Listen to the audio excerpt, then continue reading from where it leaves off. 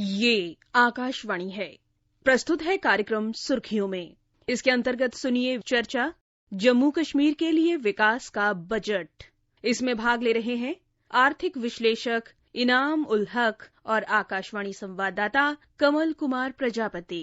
कल संसद में वित्त मंत्री निर्मला सीतारमण ने जम्मू कश्मीर के लिए 2022-23 का वित्त बजट पेश किया और साथ ही कल जम्मू कश्मीर एप्रोप्रिएशन बिल भी पेश हुए और कल 1,42,000 करोड़ रुपए का बजट पेश करते हुए वित्त मंत्री ने कहा कि जम्मू कश्मीर में किए गए विकास कार्यों को तेजी से आगे बढ़ाया जा रहा है और उन्होंने आने वाले समय में जो कई सरकार के कार्यक्रम हैं, योजनाएं हैं, वो किस तरह के होंगे, इस बारे में भी उन्होंने विस्तार से जानकारी दी। तो हमारे साथ विषय पर चर्चा करने के लिए कार्यक्रम में जुड़ रहे हैं जम्मू कश्मीर के आर्थिक मामलों के जानकार और वरिष्ठ पत्रकार इनामुल हक। इनामुल हक साहब, स्वागत है। शुक्रिया।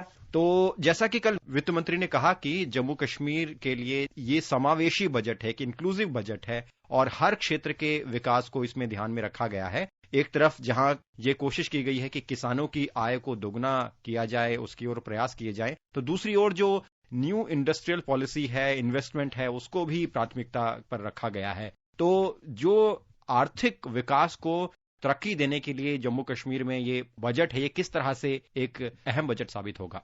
इस बजट में जो खास ख्याल रखा गया है वो ये है कि कैपिटल एक्सपेंडिचर में काफी पैसा रखा गया। अभी कुछ 2-3 साल से जो हुआ है कि कैपिटल एक्सपेंडिचर की तरफ काफी ध्यान दिया गया है। इस वाले बजट में भी 41,000 करोड़ रुपया जो है वो कैपिटल एक्सपेंडिचर, इंफ्रास्ट्रक्चर की क्रिएशन, दूसरी schemes, industrial schemes, development, road building के लिए रखा गया है।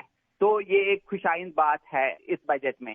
इनामुल हक साहब, ये भी वित्त मंत्री ने कहा कि अगले आने वाले 3 साल में जम्मू कश्मीर में जो बिजली पैदा करने की क्षमता है, कैपेसिटी है, उसको दोगुना किया जाएगा। तो जो एनर्जी कैपेसिटी को लेकर सरकार जम्मू कश्मीर को देख रही है, उस मामले में क्या तरक्की है, क्या प्रगति है? देखिए, इस बजट में जो है 2 चीजें हैं जो पावर के रिलेटेड है, जो ऊर्जा के रिलेटेड है। वो ये है कि एक तो जम्मू कश्मीर में पावर इंफ्रास्ट्रक्चर की कमी थी, दूसरा पावर जनरेशन की भी कमी थी। क्योंकि ये कहते हैं कि जम्मू कश्मीर में काफी कैपेसिटी है पावर क्रिएशन की, तो उसकी तरफ ज्यादा ध्यान पहले नहीं दिया गया था क्योंकि स्टेट के पास उतना पैसा नहीं होता है। अब क्या हुआ है कि जॉइंट वेंचर्स में स्टेट और एनएचपीसी दोनों, यहाँ पे जो है पावर डेवलपमेंट कॉर्पोरेशन, दोनों मिलके 4-5 पावर प्रोजेक्ट्स पे, जो हाइडल पावर प्रोजेक्ट काम कर रहे हैं ये भी, तो वहाँ पे पावर क्रिएशन, बहुत ज्यादा एनर्जी क्रिएशन होगी, बिजली की पैदावार होगी। और दूसरी तरफ से ये है कि यहाँ पे जो इंफ्रास्ट्रक्चर बहुत खराब था, क्योंकि अगर जब बाहर से भी पावर लाया जाता था तो उसकी कैपेसिटी नहीं थी कि वो ट्रांसमिशन हो पाता। तो ट्रांसमिशन सिस्टम का जो ग्रिड स्टेशन है, ट्रांसमिशन लाइंस है, उनका काफी क्रिएशन इस बजट में उसके लिए रखा गया है, जिससे ये है कि अगले 2-3 साल में क्या होगा कि पावर का जो यहाँ पे डेफिशिएंसी रहता था वो खत्म हो जाएगा। स्पेशली जो विंटर्स, जो सर्दियां होती थी, बर्फ होती थी, उस टाइम ज्यादा पावर का प्रॉब्लम होता।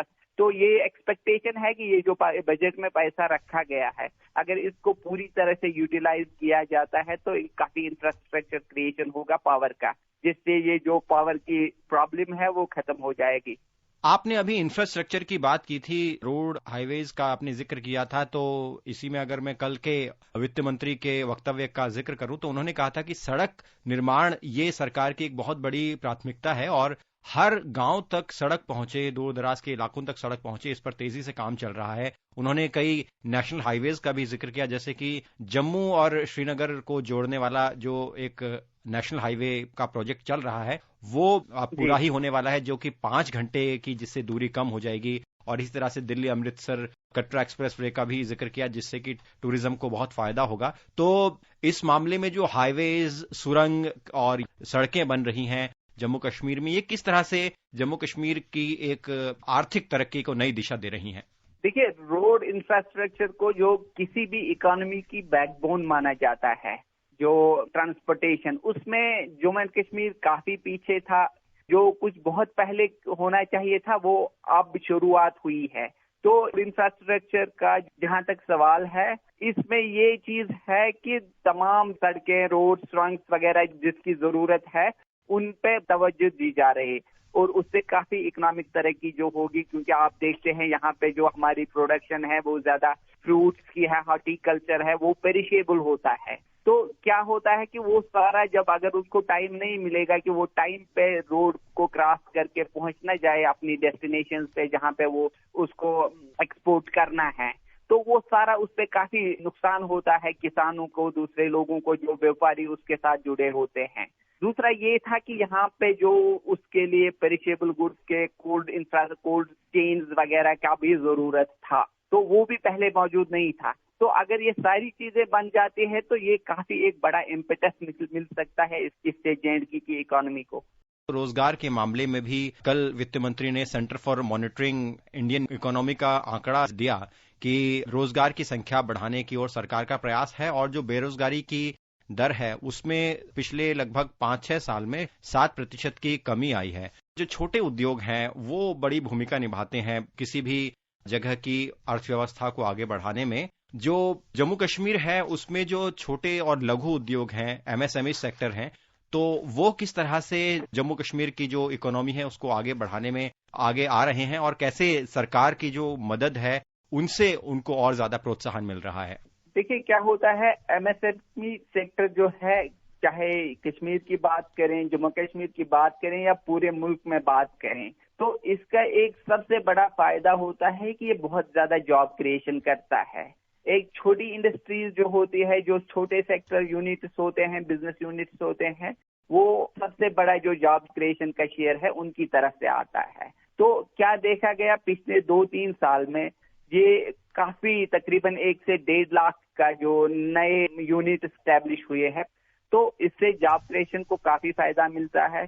इसमें ये भी गवर्नमेंट ने किया है, काफी सारे सॉफ्ट लोन्स और दूसरी स्कीमें भी रखी है। एक तो ये सेक्टर बूम कर सकता है, दूसरा ये है कि इससे बहुत सारी जॉब्स जो पैदा हो जाएंगी, जो अनएम्प्लॉयमेंट की प्रॉब्लम है उसको बहुत हद तक इस चीज से सॉल्व किया जा सकता है। इनामुल हक साहब, जल जीवन मिशन ये सरकार की वो परियोजना है जिसमें लक्ष्य है गांव-गांव तक हर घर में नल के जरिए जल लोगों को उपलब्ध हो सके। जम्मू कश्मीर में भी कल वित्त मंत्री ने जैसा कि कहा कि ये लक्ष्य है सरकार का कि अगस्त तक हर घर में गांव में नल के जरिए जल पहुंचे।